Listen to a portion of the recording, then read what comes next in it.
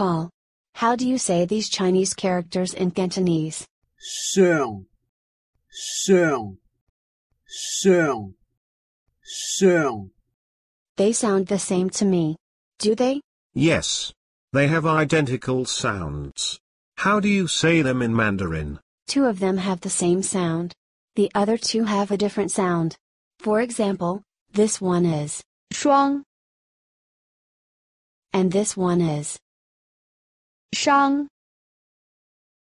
Paul, can you pair them with the other characters having the same sounds? Well, let me see. Okay. Move this one here. And this one over here. Mary, am I right? No. Paul. Not really. Try again. Okay. How about this way? Great. Paul. You got it. Let's use these characters in phrases.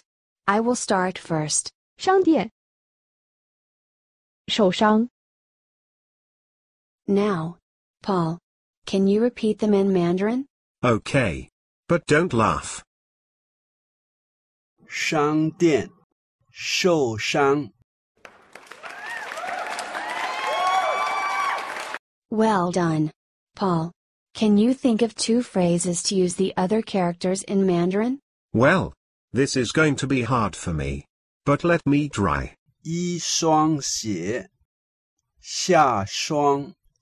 Well done, Paul. Paul.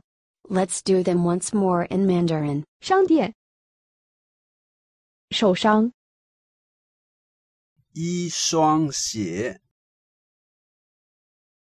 下霜。霜，伤。